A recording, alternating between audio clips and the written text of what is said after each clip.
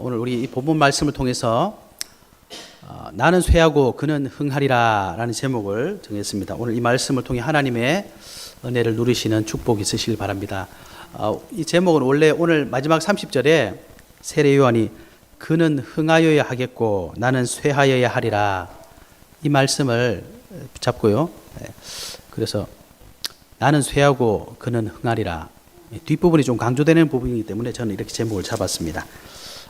여러분 아시는 것처럼 이번 주간은요 고난주간입니다.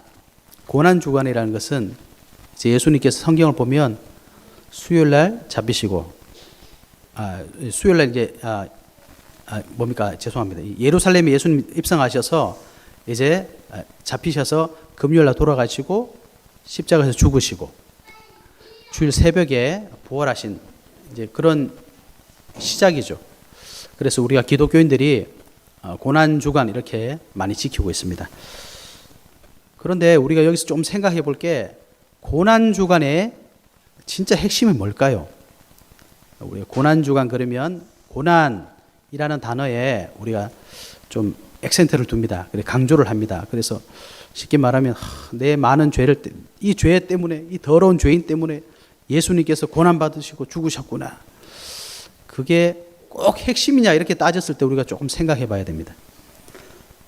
여러분 우리가 결혼을 하고 아기를 가지잖아요. 특히 여성분들이 아기를 가졌어요. 그럼 해산할 때 고통이 얼마나 큽니까? 그래서 아기가 태어났어요. 그 태어난 날이 생일입니다. 그래서 우리가 생일 잔치 막 하잖아요. 근데 생일 잔치 하는데 엄마가 나를 위해서 너무 배 아파하셨죠. 너무 죄송하고 너무 감사하고 이런 생일 잔치 하는 거 보셨습니까? 그런 생일 잔치 하는 곳 한 군데도 없어요. 물론 어머니의 사랑을 생각하지 말자는 것이 아니라 생일 잔치를 하는 것은 엄마가 배를 아프게 낳았지만 네가 이 세상에 귀한 생명으로 태어났기 때문에 그걸 기뻐하는 거잖아요. 생일인데 부모님을 무시하고 이것만 기뻐해 이런 말이 아니라 핵심이 뭐냐 말이죠. 예수님께서 예루살렘에 오셔서 로마 군병에게 붙잡히시고 십자가에서 저주재앙 다 받으시고 고통받으시고 죽으신 것은 슬픈 일입니다. 우리가 그걸 잊자는 게 아닙니다. 그런데 왜 그걸 하셨냐 말이죠.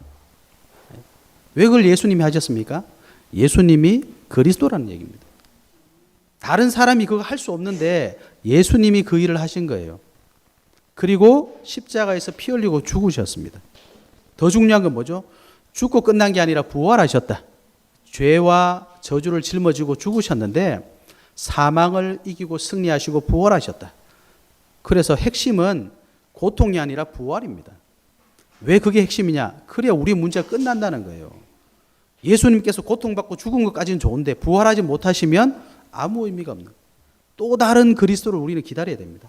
근데 예수님께서 그리스도란 사실. 십자가에서 마지막에 뭐라고 하셨습니까? 내가 다 이뤘는데 조금 덜 이루고 갔으니까 내가 열심히 살아. 그러고 돌아가신 게 아니라 다 이뤘다 하셨어요. 그죠? 완성하신 겁니다. 그래서 우리는 그 예수님이 부활하신 걸 보고 이분이 정말 나의 모든 문제를 해결하실 그리스도구나. 이걸 기뻐하고 누리고 증거하는 거예요. 그게 바로 고난주간과 십자가와 부활의 핵심입니다. 그래서 예수님이 고통받으신 것, 슬퍼서 좀 무시해도 됩니다. 그러나 놓치시면 안 됩니다. 십자가의 부활, 죽으시고 부활. 그 말은 예수님이 왜 그렇게 하셨느냐 이 말입니다. 예수님이 죽으시고 부활한 게 중요한 게 아니라 때문에 우리가 끝났다는, 우리 인생의 문제가 끝났다는 겁니다, 여러분. 그죠? 이게 더 중요하다는 사실을 여러분이 꼭 회복하시는 고난주간 되시기 바랍니다. 그렇다면 고난주간은 어떻게 해야 되겠습니까? 기쁘고 감사해야 돼요. 예수님 감사합니다. 내 모든 죄를 정말 해결하신 분이시군요. 그분을 그리스도로 믿는 겁니다. 그래서 가장 기쁘고 감사한 고난주간 되시고 예수님의 십자가 부활의 축복을 정말 회복하시길 바랍니다. 오늘 본문을 통해서 우리는 정말 세례 요한이 이 사실을 알았거든요. 어떤 사실이냐? 예수님이 그리스도라는 사실을 알았어요. 그래서 오늘 짧은 구절이지만 내용은 이겁니다. 원래 이 예수님께서 세례 요한이 세례를 줬잖아요. 그래서 세례 요한의 제자들이 봤을 때는 자기의 스승인 요한이 예수라는 사람에게 세례를 줬기 때문에 어떻게 따지면 예수님이 세례 요한의 제자가 되는 격이잖아요. 근데 오늘 보니까 22절에 보니까 예수께서 제자들과 유대 땅으로 가서 거기서 함께 유하시며 세례를 베푸시더라. 예수님도 세례를 준다는 거예요. 그것까지는 좋은데 23절에 보니까 사람들이 와서 세례를 받더라. 원래는 세례 요한에게 와서 세례를 받아야 되는데 사람들이 예수에게 가서 자꾸 세례를 받는 거예요. 그러니까 세례 요한의 제자들이 좀 기분이 좀 상한 겁니다. 25절에 보니까 요한이 제자 중에서 한 유대인과 더불어 정결 예식에 대해 변론이 되었더니 세례 요한의 제자들이 변론을 했대요. 정결 예식. 이 정결 예식은 깨끗하게 하는 예식. 여기서는 세례를 말한다 이렇게 돼 있더라고요. 세례에 대해서 변론을 했대. 무슨 말이겠습니까? 예수의 세례가 더 크냐? 세례 요한이 베푼 세례가 더 크냐? 쉽게 말하면 그걸 막 따진 거죠. 그래서 세례 요한의 제자가 우리 선생님이 원래 진짜라고. 저 예수라는 사람도 우리 선생님한테 세례 받았다고 이런 말을 했겠지요. 그럼 막 다툼을 한 겁니다. 그러면서 그 제자들이 세례 요한에게 찾아가지고 얘기하는 거죠. 선생님, 지난번에 선생님 말씀하시던 저 예수한테 사람들이 다 갑니다. 기분 나쁘다 이거죠. 그랬더니 세례 요한이 뭐라고 했느냐? 27절에 보니까 만일 하늘에서 주신 바 아니면 사람이 아무것도 받을 수 없느니라. 세례 요한의 제자들은 화가 나는데 세례 요한은 당연하다 이렇게 말하는 거예요. 그리고 28절에 보니까 나는 그리스도가 아니다. 그죠? 쉽게 말하면 그분이 그리스도야. 그리스도에게 세례 받는 건 당연한 거야 이런 말입니다. 그리고 29절에 보니까 나는 신랑을 따라다니는 덜러리 친구들과 똑같다. 그래서 신랑이 신부를 맞이해서 결혼식을 할 때 누가 제일 기뻐하냐? 친구가 기뻐하지 않냐? 그것처럼 나도 우리 인류가 기다려온 그리스도가 왔기 때문에 너무 기쁘다. 그렇게 말한 겁니다. 그러면서 그는 흥해하겠고 나는 쇠하여야 하리라. 그리스도는 자꾸자꾸 높아져야 되고 나는 자꾸자꾸 낮아져야 된다. 세례 요한은 이렇게 말했습니다. 왜 그렇게 했습니까, 여러분? 중요한 사실이 있습니다. 세례 요한은요, 정확하게 알고 있는 거 있어요. 뭐냐? 우리 인간의 근본 문제가 뭔지 알았습니다. 여러분, 우리 인간의 근본 문제가 뭡니까? 얼마 전에 기사를 봤더니 요즘 사회 초년생들이 원하는 월급의 기준이 있어요. 얼마냐 보니까 한 400만 원 정도. 400만 원 굉장히 많은 돈인데 요즘 사회 초년생들이 한 400만 원 정도 원한다고 합니다. 그리고 요즘에 좀 괜찮다 이러면 연봉이 한 1억 정도 되는 것 같더라고요. 그거 쉽게 말하면 그거 이제 우리가 잘 못 받으니까 그 정도 받으면 좋겠다. 그거 받으면 어떻게 되겠습니까, 여러분? 행복하겠습니까? 중요한 건 행복하지 않다는 거예요. 이게 무슨 말이냐? 인간의 정말 근본 문제는 돈이 없어 오는 문제가 아니라 이 말입니다. 정말 우리 인생의 문제가 돈이 없어 오는 문제면 그걸 나라에서 가만히 있겠어요? 돈부터 주겠죠. 그죠? 무료로 막 1억씩 주겠죠. 10억씩도 줄 수 있습니다. 그러나 여러분 그냥 돈이 생기면 어떻게 되든가요? 사람들이 너무 감사하다. 하나 착하게 살아야지. 열심히 일해야지. 정반대로 갑니다. 그죠? 공짜로 주면 양재물도 마셔요. 사람의 심리가 그래요. 그 말은 뭡니까? 돈이 우리 인생의 근본 문제 해결할 수 없다는 거예요. 우리 인생의 근본 문제가 뭡니까? 사람들이 그걸 지금 찾고 있습니다. 사실은. 많은 종교인들이 인생이 왜 이렇게 힘드냐?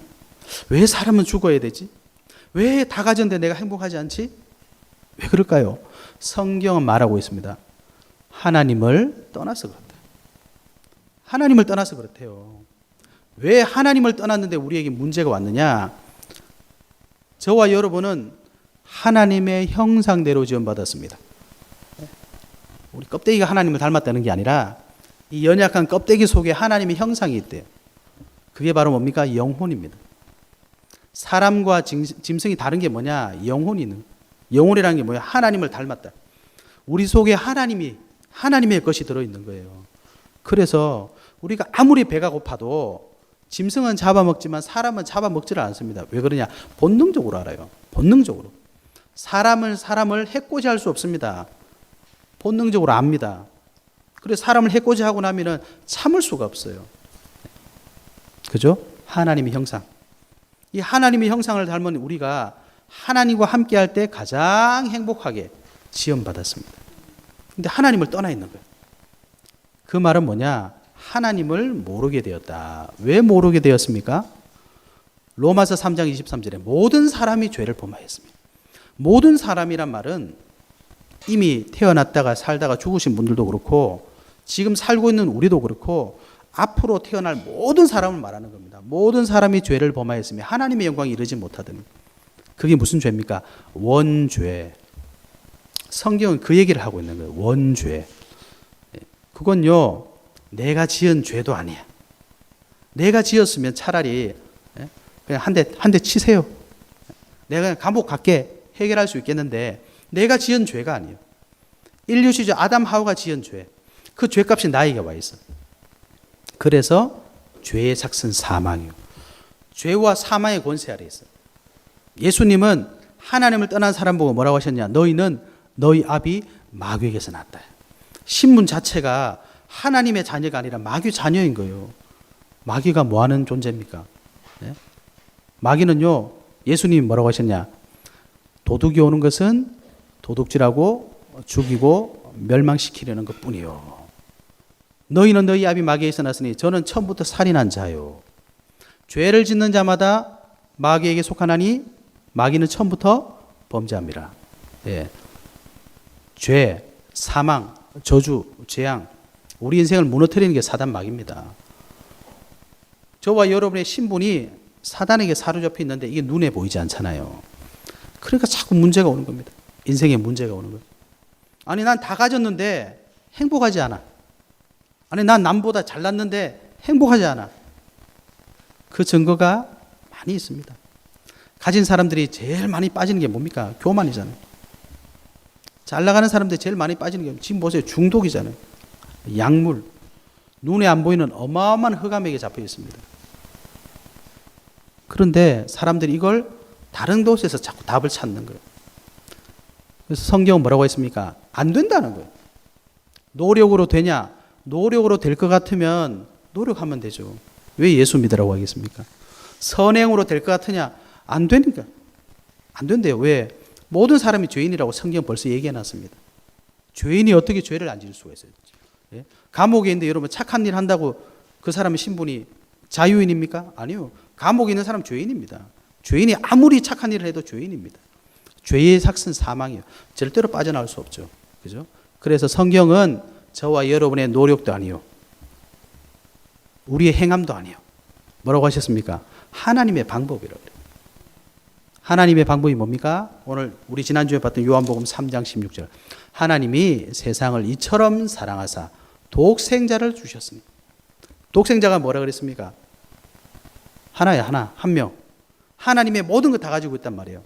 그리고 다른 사람은 안 돼. 독생자, 예수 그리스도. 그분이 오셔서 저와 여러분의 모든 죄를 짊어지시고 저주받으시고 재앙받으시고 죽었다. 가 끝이 아니라 부활했다. 그 말은 해결했다는 겁니다. 십자가에서. 그래서 로마서 8장 1절에 뭐라고 했습니까? 그러므로 이제 그리스도 예수 안에 있는 자에게는 결코 정죄함이 없나니 그랬어요. 이는 그리스도 예수 안에 있는 생명의 성령의 법이 죄와 사망의 법들을 해방해버렸다. 그래서 죄를 안 지어야지 착한 사람이 아니라 예수 그리스도 믿어야지 죄에서 해방받는 겁니다. 죄를 안 짓는다고 죄를 해방할 수 없습니다, 여러분. 아시겠죠? 그게 복음이에요. 하나님의 아들이 나타나신 것은 마귀의 일을 멸하려 하심이라. 마귀가 지금도 죄짓게 만들고 지금도 운명 속으로 저주 속으로 재앙 속으로 빠지게 만들잖아요. 저와 여러분 인생 완전히 말아먹고 있지 않습니까? 그게 눈에 안 보이니까. 그래서 하나님의 아들이 나타나신 거예요. 예수 그리스도 오신 거 아닙니까? 내가 곧 길이요 진리요 생명이니 나로 말미암지 않고는 아버지께로 올 자가 없다. 여러분, 예수님이 하신 말씀입니다. 네가 착한 일을 한다고 하나님 앞에 오는 게 아니고 예수 믿어야 하나님 앞에 온다. 그러니 세례요한이 이분을 기다릴 수밖에요. 이 사실을 모르는 세례요한의 제자들이 화가 날 수밖에요. 여러분 행복하십니까? 정말 감사하십니까? 예. 그럴 수도 있겠죠. 그런데 응답이 없으면 어떡합니까? 네, 초조해지고 답답하고 예수 그리스도 믿는 은혜 있으시길 바랍니다. 예수님을 그리스도로 정말 믿는 저와 여러분은 첫 번째, 나 중심에서 하나님 말씀 중심으로 사셔야 됩니다. 사는 정도가 아니라 그렇게 될 겁니다. 나 중심에서 하나님 말씀 중심으로 되게 되어 있습니다. 왜 그러냐? 신분 자체가 하나님의 자녀니까요. 영접하는 자, 곧 그 이름을 믿는 자들에게는 하나님의 자녀가 되는 권세를 주셨습니다. 재산이 어느 정도 있는 사람에게는 하나님의 자녀가 되는 권세를 주셨으니 아닙니다. 죄를 한 요만큼만 지은 사람까지는 하나님의 자녀가 되는 권세를 주셨으니 그런 말씀 하신 적이 없어요. 교회를 한 50년 다니면 하나님 자녀가 되는 권세를 주셨으니 그런 말씀 하신 적이 없습니다. 예수님을 그리스도로 믿는 자에게 하나님의 자녀가 되는 권세를 주셨으니 신분이 바뀌었습니다, 여러분. 나 중심이 뭡니까? 창세기 3장에 보면요, 뱀 속에 사단이 들어갔어요. 그래서 한 얘기가 뭡니까? 하나님이 창세기 2장 17절에 보면 동산 중앙에 있는 선악을 알게 하는 나무의 열과를 먹지 마라. 먹으면 반드시 죽는다. 그랬거든요. 사단이 뭐라 그랬습니까? 뱀이 찾아와서 먹으면 죽는 게 아니라 네가 눈이 밝아져서 하나님처럼 된다. 네가 하나님이 돼. 그래서 하와가 선악과를 먼저 따먹었죠. 그리고 남편에게 주니까 남편도 같이 먹었어요. 그리고 창세기 3장 7절에 보니까 뭐라고 되어 있냐니까 이에 그들의 눈이 밝아져 이렇게 되어 있습니다. 그리고 창세기 3장 22절에 보니까 보라 이 사람이 선악을 아는 일에 우리 중 하나같이 되었으니 선악과를 따먹었더니 눈이 밝아져 버렸대. 선악과를 따먹었더니 선악을 알게 되었대요. 이거 어떻게 들어보면 굉장한 일인데 중요한 의미가 있습니다. 선악을 판단하는 게 하나님이신데 인간의 생각으로 선악을 판단한다는 거예요. 그래서 우리가 기분이 나쁜 겁니다. 왜? 나하고 안 맞으니까. 왜 기분이 나쁘죠? 내 생각대로 안 해주니까. 내 계획대로 안 해주잖아요. 나입니다, 나. 그게 무슨 나냐? 사단이 말하는 나입니다. 그렇죠? 야, 네가 하나님 말씀이 아니라 네가 원하는 대로 하면 돼. 봐, 되지? 그렇게 된 겁니다. 나 중심은요, 좋은 것 같거든요. 그런데 하나님 주신 나를 발견하셔야 됩니다. 세상이 말하는 나는 어떤 면에서 좋은 면도 있지만 어떤 면에서는 안 되는 것도 있잖아요. 나보다 좀 가진 사람 보면 어떻습니까? 기분이 여러분 정말 좋으십니까? 저는 기분이 좀 나쁘더라고요. 나보다 좀 똑똑한 사람 만나면 여러분 기분이 어때요? 너무 좋습니까? 너무 안 좋아요. 그죠? 또 내 자신을 봤을 때 못하는 거 자꾸 보이면 어떻습니까? 정말 짜증납니다. 데살로니가전서 5장 16절에서 18절 항상 기뻐하라 쉬지 말고 기도하라 범사에 감사하라 하나님 뜻이라는데 나는 나보다 좀 잘난 사람 만나고 더 가진 사람 만나고 내 부족한 거 좀 보이면 하나님 뜻하고는 상관없이 사는 거예요. 그런 나 중심에서 벗어나서 하나님 말씀 중심으로 그 축복을 누리는 은혜 있으시길 바랍니다. 하나님은 저와 여러분에게 뭐라고 하셨느냐? 영접하는 자 곧 그 이름을 믿는 자들에게는 하나님의 자녀다 이렇게 말씀하셨어요. 베드로전서 2장 9절에 너희는 택하신 족속이요 왕같은 제사장이요 거룩한 나라요 하나님의 소유가 된 백성이다. 나 중심이라는 건 세상이 말하는 사단이 말하는 나를 믿으시면 안 됩니다. 자꾸 내 기준을 가지고 나를 자꾸 바라보면 나는 천하에 몹쓸 사람이다. 그죠? 네, 분명히 그렇습니다. 그래서 하나님 말씀 중심으로. 왜 그러냐? 창세기 1장 1절에 하나님이 천지를 창조하셨대. 요한복음 1장 1절에 이 말씀이 곧 하나님이시래. 하나님 말씀은요 창조의 능력이 있습니다. 저와 여러분을 새롭게 할 수 있는 능력이 있다니까. 능력이. 그죠? 히브리서 5장 17절 고린도서 5장 17절 새로운 피조물이래요. 하나님 말씀이 그렇게 기록되어 있잖아요. 새로운 피조물이라. 이전 것은 지나갔다. 새 것이 되었다. 그죠? 하나님 말씀 속에서 나를 찾아야 하나님의 자녀가 되는 거고 하나님 말씀 속에서 나를 보아야 내 능력이 아니라 하나님의 능력을 볼 수 있는 겁니다. 그래서 하나님께서 창세기 1장 27절에 보니까 하나님의 형상대로 저와 여러분을 창조하셨다. 그리고 창세기 1장 28절에 생육하고 번성하고 땅 정복하고 지키고 다스리라 축복 주셨다. 이게 저와 여러분을 만드신 하나님 만드신 나예요. 세상이 말하는 있느냐 없느냐 그 판단 기준의 나가 아니라 하나님이 만드신 나, 이게 진짜 나의 모습입니다. 그걸 어디서 찾느냐? 하나님 말씀 속에서 찾잖아요. 그래서 나 중심에서 하나님 말씀 중심으로, 이 말은 진짜 나를 찾아라 이 말입니다. 창세기 2장 7절에 보니까 하나님이 우리 교회에 하나님의 생기를 불어넣으셔서 우리가 생령이 되었대요. 생령이란 것은 무생물에서 생물이 되었다 이 말입니다. 그죠? 그게 하나님이 주신 나의 것입니다. 세상이 말하는 내 건 뭡니까? 재산이 얼마냐? 학력이 뭐냐? 너 누구 집 아들이냐? 뭐 아는 사람 누구냐? 그게 아니고 하나님이 주신 것 있어요. 그거 회복하라는 겁니다. 하나님이 창세기 2장 17절에 언약을 주셨잖아요. 거기 안에 있을 때 가장 행복한 겁니다. 사단이 그걸 깨트려 버렸잖아요. 먹으면 정령 죽어. 근데 사단은 안 죽어. 사단의 말을 들으니까 어떻게 됐습니까? 갑자기 선악과가 먹음직스럽고 보암직스럽고 지혜롭게 할 만큼 탐스러워지고 먹지 마라 그래도 먹는 거예요. 그게 죽음의 길인 줄 모르고. 그죠? 그래서 하나님 만드신 나를 찾으시기 바랍니다. 하나님 주신 나의 것을 찾으시기 바랍니다. 그리고 창세기 2장 8절은 뭡니까? 하나님의 창조하신 사람을 하나님이 에덴의 동산을 창설하시고 거기 두셨다. 하나님 주신 나의 현장을 찾으시기 바랍니다. 여러분 왜 여기 삽니까? 여러분 왜 그거 하고 계십니까? 여러분 왜 지금 여기 있어야 됩니까? 하나님 아니면 절대로 찾을 수 없어요. 우리가 함렬에 꼭 살아야 될 이유가 있습니까? 여러분이 꼭 직업을 해야 될 이유가 있습니까? 우리가 꼭 이 교회에 나와야 될 이유가 있습니까? 이걸 어디서 찾으시겠습니까? 내가 좋으면 이 교회 가는 거고, 내가 기분 나쁘면 저 교회 가는 거고, 내가 이거 하다가 싫으면 다른 거 하면 되는 거고, 뭐 여기 살다가 아유 너무 집이 오래됐다 이사 가면 되는 거고. 그게 내 생각입니다, 여러분. 하나님이 정말 살아계신다면 여러분이 지금 여기 계시는 이유, 그죠? 내가 이 일을 하는 이유, 내가 이 교회 다니는 이유 있습니까? 없습니까? 있죠. 그게 하나님의 자녀입니다.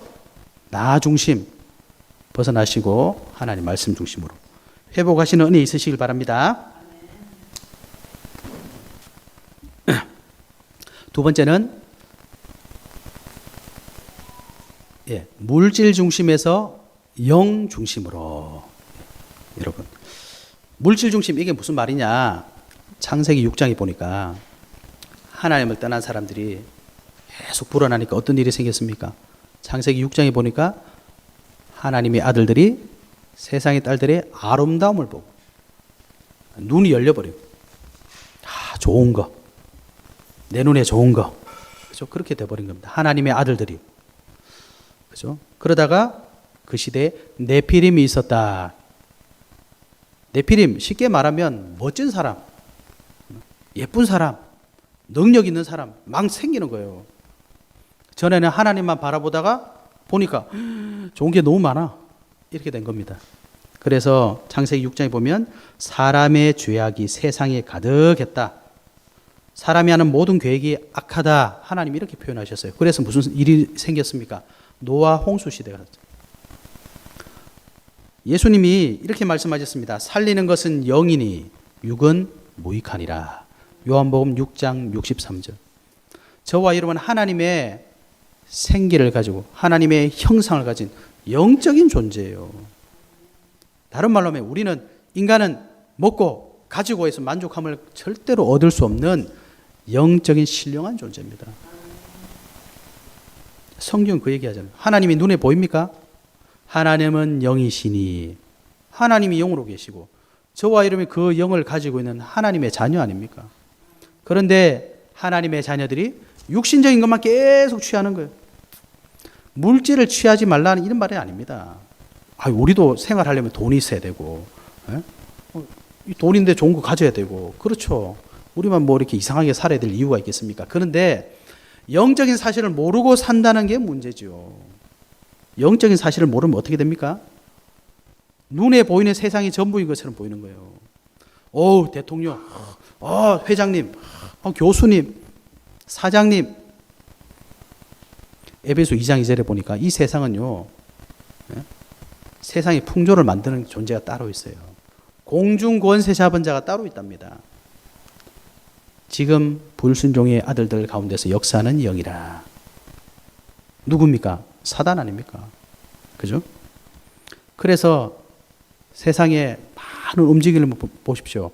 중요한 일을 하는 사람들은 반드시 하는 게 있습니다. 여러분, 반드시입니다. 절대로 합니다. 뭡니까? 영적인 힘을 얻어요. 내가 안 되니까 구타로 갑니다. 점칩니다.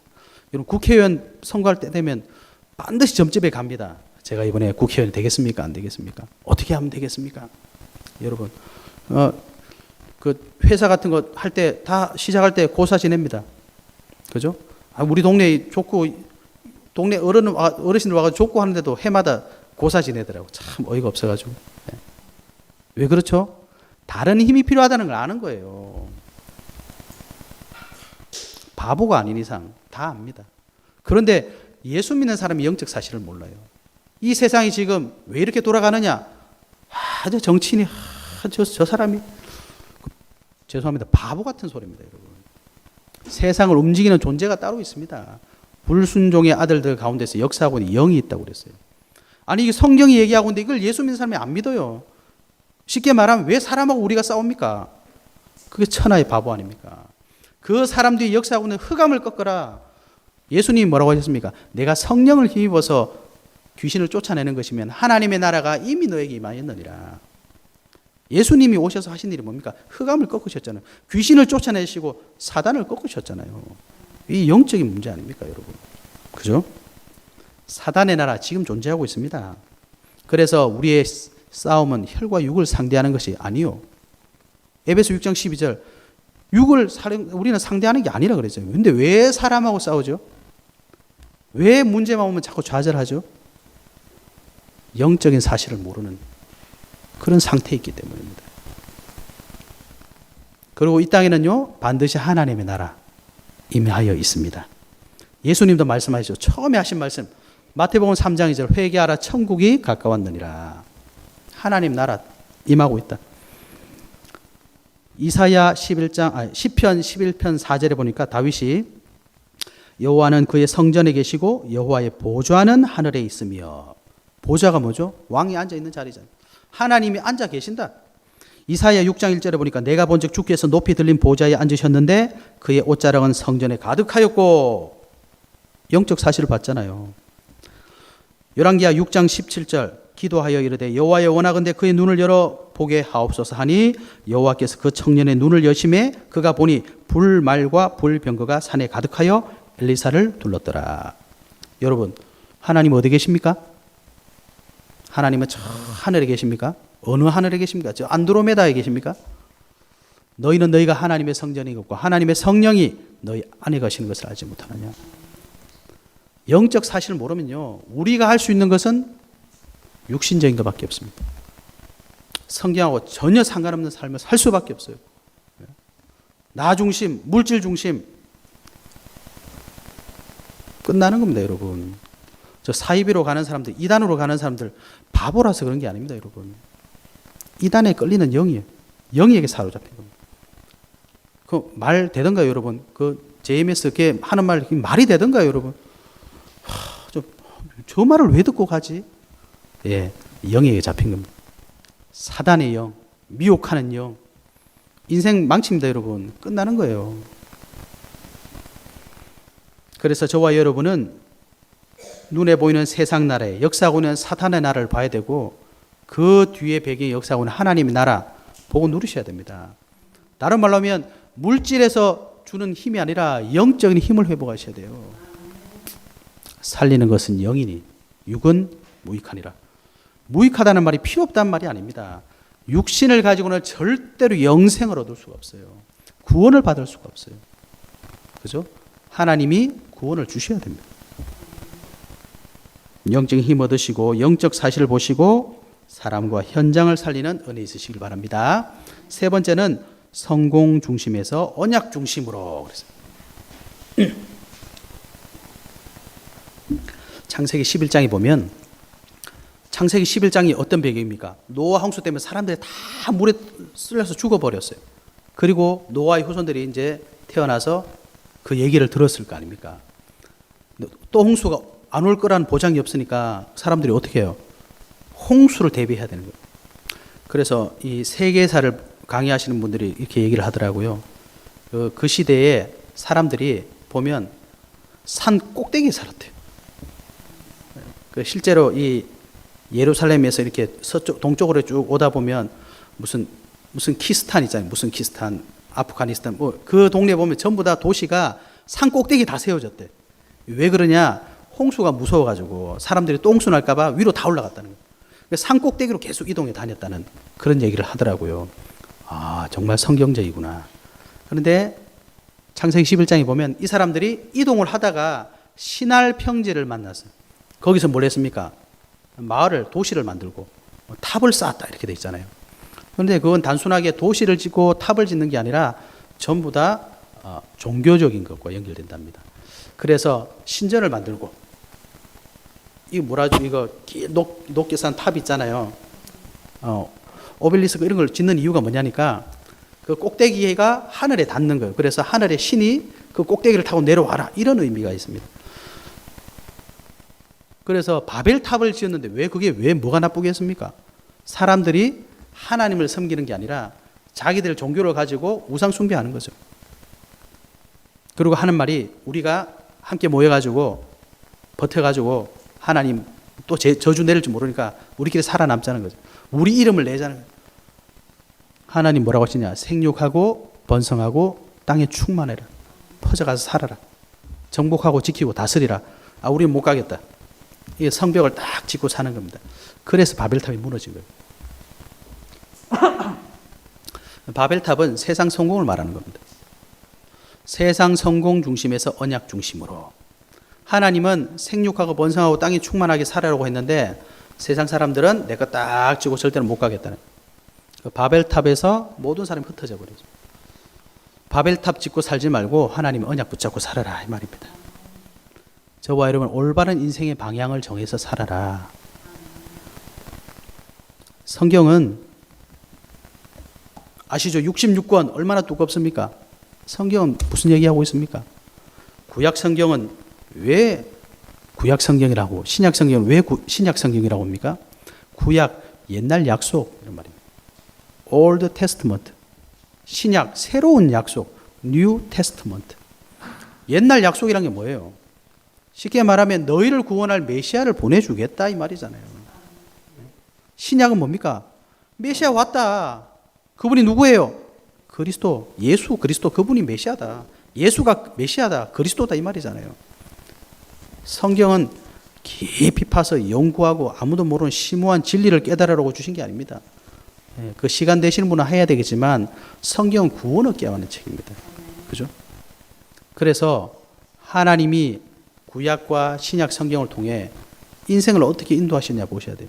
하나님이 창세기 3장 범죄하고 선악과 따먹고 범죄하고 하나님 떠났는데 하나님 너가 다 죽었어 이렇게 한 게 아니라 내가 여자의 후손을 보내줘서 너희를 살리겠다.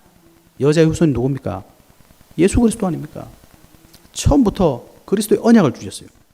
그 언약을 주시고 거기 언약 붙잡고 가면 산다는 거예요. 창세기 6장에 보니까 홍수나서 다 죽을 건데 방주 안에 들어가기만 하면 산다.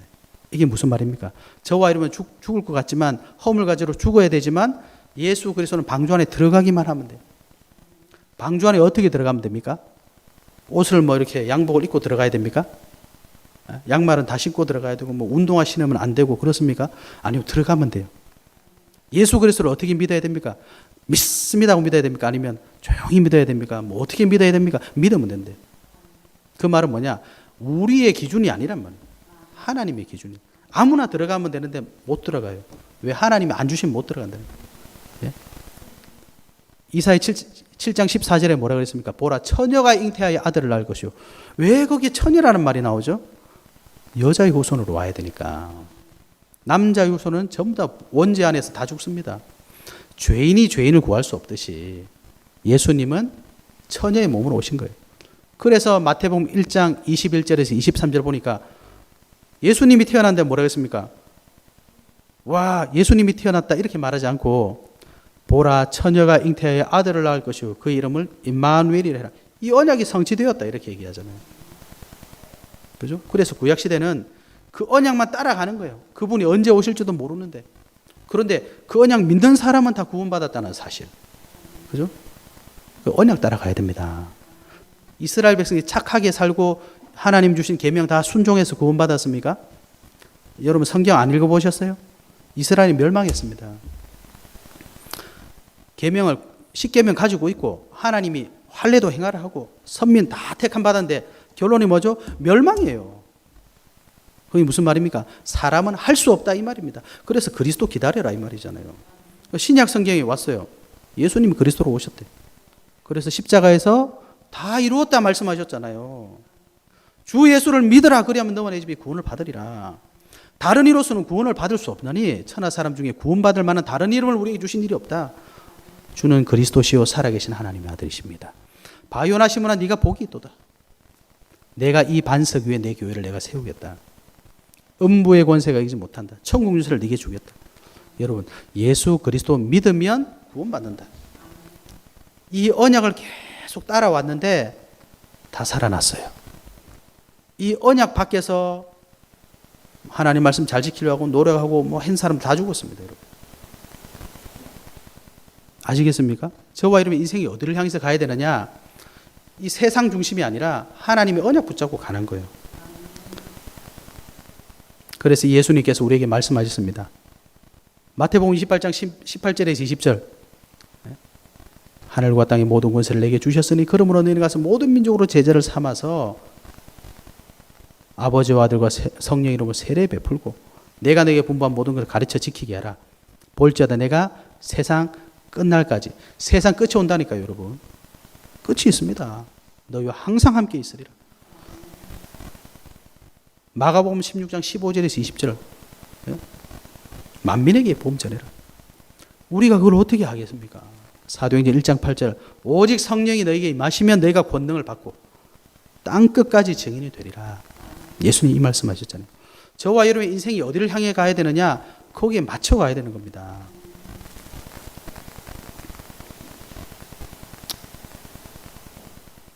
그래서 사도 바울이 우리에게 뭐라고 말했습니까? 고린도전서에 보면 그랬잖아요. 우리가 사는 것이 이 세상뿐이라면 우리가 정말 불쌍한 사람이다. 우리는 어디를 사모해야 됩니까? 하나님께 주신 언약 붙잡는 거예요. 어떤 언약입니까? 마태복음 24장 14절에 이 천국 복음이 모든 민족에 증언되기 위해서 땅끝까지 전파되니 그제야 끝이 오리라. 반드시 끝이 옵니다. 그래서 우리는 그 끝을 바라보는 거예요. 세계 복음화. 그리고 그 이후에 있을 새 하늘과 새 땅을 바라보는 거예요. 이 세상은요 반드시 없어진다고 돼 있어요. 성경이 분명히 불에 타서 없어진다 그랬습니다. 마지막 예수님이 재림하시고 심판한다고 분명히 말씀하고 있습니다. 그런데 여기에 우리가 성공해야 돼. 내 인생을 다 걸었다. 네, 좋습니다. 여러분이 세상에 돈을 다 가지세요. 그러나 마지막이 온다는 거예요. 여러분 지금 안 늙어 죽으려고 과학자들이 어마어마한 연구를 하고 있더라고요. 노화를 막 멈춰가지고 사람들이 오래 사는 천년 만년 살아라고 하세요. 그러나 마지막은 온다니까요. 살지만 마지막이 옵니다. 히브리서 9장 27절 한 번 죽는 것은 사람에게 정하신 것이요 그 이후에는 심판이 있으리니 죽음을 이길 수가 없습니다. 여러분 그죠? 근데 우리가 어디에 진짜 인생을 걸어야 되겠습니까? 안 죽을 것 같은 거기 인생을 거니까 마지막에 오는 겁이 나는 거예요. 여러분 죽음이 겁나지 않은 분 누가 있습니까? 근데 왜 두렵죠? 죽음이 모르니까. 죽음 뒤에 뭐가 있는지 모르니까 두려운 거지. 죽음이 그렇게 좋은 거라면 다 죽으려고 하겠죠. 그런데 죽으려고 안 합니다. 성경 분명히 얘기하는 죽고 끝나는 게 아니라 그 이후 사고가 있다는 거예요. 부활을 고백하는 겁니다. 그래서 예수님이 부활의 첫 열매고 우리는 그 다음 열매다. 성경은 말하고 있지 않습니까? 참된 인생의 방향과 목적을 하나님의 언약으로 발견하시기 바랍니다. 언약이 뭡니까? 예수님이 저와 여러분 마지막에 하신 말씀 그게 우리 인생의 모든 언약입니다.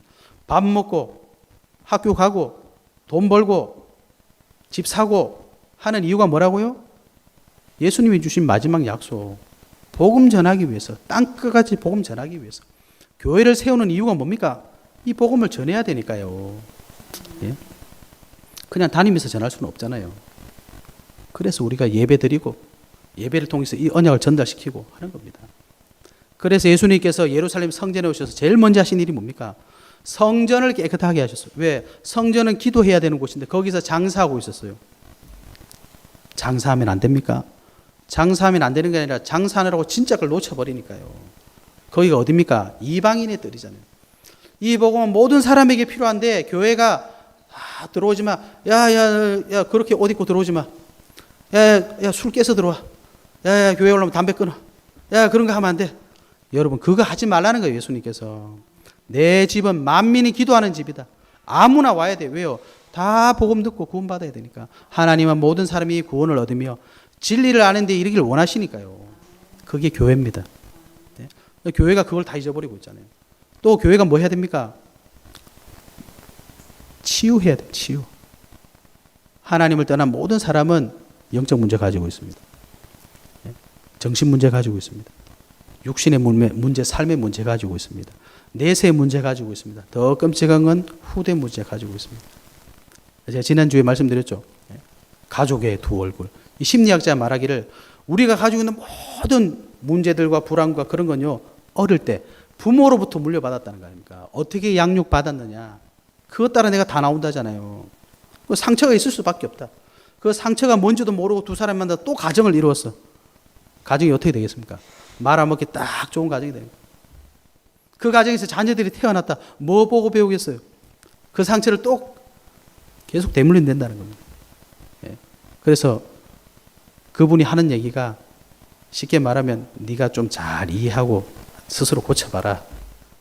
이 말밖에 할 말이 없는 거예요. 여러분, 사람은 다 똑같다 이 말입니다.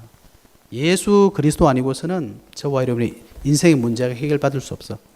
그래서 이 복음 전하라는 거예요. 왜? 전 세계 모든 사람이 가지고 있는 문제니까. 대한민국 사람만 있는 게 아니라 모든 사람이 죄를 범하였으며 하나님의 영광에 이르지 못하더니 거기서부터 모든 문제가 시작되는 겁니다. 그래서 이걸 모든 민족에 증거해라. 언제까지요? 땅끝까지 증거되고 나면 마지막이 온다. 그때까지 이거 해라. 그 위해서 여러분이 직장 생활 하시는 거예요. 그걸 위해서 우리 후대들이 공부하는 겁니다. 그걸 위해서 우리 교회가 그걸 위해 투자하는 겁니다. 그죠? 그래서 이방인들을 살리고 진짜 치유하는 기도의 축복을 하고 이걸 우리는 또 전달해야 되니까 우리가 나이가 뭐 1000살, 10,000살 사는 게 아니잖아요. 이 언약을 후대들에게 전달해야 되니까 그래서 성전에는 아이들의 뜰이 있는 겁니다. 그래서 신명기에 뭐라고 했어요? 너희 애기들에게 말씀 전달해. 이마에 붙이고 뭐 팔에 쓰고 뭐 종이에 붙여 해가지고 가르쳐줘라, 외워줘라. 그거 하라 그랬잖아요. 언약 전달에 얘들이 나중에 어른 돼서 이 복음 계속 전달돼야 되니까요. 예수님 오실 때까지. 그죠? 거기에 저와 여러분의 인생의 방향이 딱 있으시면 됩니다. 결론입니다. 우리 삶의 중심을 새롭게 하시기 바랍니다. 어떻게 하면 됩니까? 저와 여러분의 삶의 중심이 올바른 흐름 속에 있으면 돼요. 모든 것은 흐름이 있습니다, 여러분. 예. 돈에도 흐름이 있어요. 이 시대도 흐름이 있습니다. 지금 시대는 어떤 흐름입니까? 우리 많이 들어봤잖아요. 뭐 4차 산업혁명 시대. 그 흐름 따라가면 거기에 다 사람도 오고 돈도 오고 다 옵니다. 저와 여러분의 인생을 어떤 흐름 속에 넣으셔야 되느냐? 첫 번째는 말씀의 흐름 속에 넣으셔야 돼요. 말씀의 흐름이 뭡니까? 이게 아니라 여러분, 이게 아니라 하나님이 세우신 교회, 하나님이 세우신 목사 통해서 하나님 말씀 주신다니까요. 목사가 얘기하는 말이 중요한 게 아니라 그 속에 하나님의 음성을 찾으셔야 돼요. 그 흐름 속에 내 인생이 있으셔야 된다 이 말입니다. 쉽게 말하면 문제가 생겼어요. 그럼 여러분 뭐랍니까? 뭐지? 이게 아니라 이번 주 목사님 주신 말씀이 뭐지? 하나님 말씀이 뭐지? 여기로 돌아가시란 말이에요. 거기에 답 찾으시기 바랍니다. 하나님 말씀 흐름 속으로. 두 번째는 기도의 흐름 속으로. 기도의 흐름이 뭡니까? 하나님이 말씀을 주시고 저와 여러분에게 성취하시기 위해서 기도하셔야 하시거든요. 말씀 붙잡고 기도하라 이 말입니다. 뭘 주세요, 뭘 주세요. 그거는 여러분 다른 종교에도 다 하고 있습니다.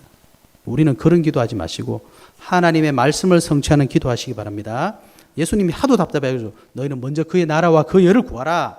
그래야면 돈도 줄게, 먹을 것도 줄게, 줄게 걱정하지 말고 먼저 할 것 구해라.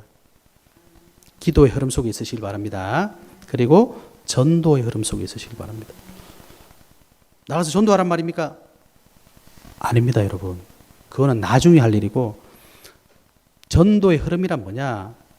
교회가 왜 있습니까? 전도하고 선교하려고 있잖아요. 교회가 하는 모든 사역 속에 여러분의 흐름이 있으시면 됩니다. 우리 교회가 지금 뭐 하고 있습니까? 몰라요. 이게 흐름 밖에 있는 거예요. 주보에 다 나와 있잖아요. 그래서 광고가 중요합니다, 여러분. 광고 시간에 빨리 지나 이게 아니라 광고를 하는 이유는 하나님 지금 우리 교회를 통해서 이렇게 하고 계십니다. 여러분 어디 계실 겁니까? 이 말입니다. 나는 이걸 놓고 어떻게 기도해야 될까? 나는 이거 시간이 없는데 어떻게 해야 되지? 이걸 놓고 기도하시라는 거예요. 여러분의 헌신과 여러분의 기도를 통해서 우리 교회가 하는 모든 사역을 통해 사람을 살리고 생명을 살리는 겁니다. 그거 하려고 교회가 있는 거지. 교회가 왜 생겼습니까, 여러분? 우리 함렬에 교회가 하나도 없어서 생겼습니까? 예? 아니지 않습니까? 교회는 사람 살리고 생명 살리는 거죠. 크고 작고 이게 중요한 게 아닙니다, 여러분. 그죠? 이 흐름 속에 여러분이 있으시면 됩니다. 그래서 한 번밖에 없는 인생을 여러분 멋지게 좀 삽시다. 사람 때문에, 문제 때문에, 사건 때문에 갈등하지 마시고 하나님이 나와 함께 하시는 비밀을 회복하셔서 하나님의 뜻을 이루는 최고의 인생 되시기를 예수 그리스도 이름으로 축복합니다. 하나님 감사합니다. 오늘 주신 말씀처럼 정말 우리 인생이 하나님 주신 이 언약의 예정 속에 있을 수 있도록, 우리의 인생의 걸음이 우리 교회와 있을 수 있도록, 말씀과 기도와 전도의 흐름 속에 있을 수 있도록 우리를 축복하여 주시옵소서. 예수 그리스도 이름으로 기도하옵나이다. 아멘.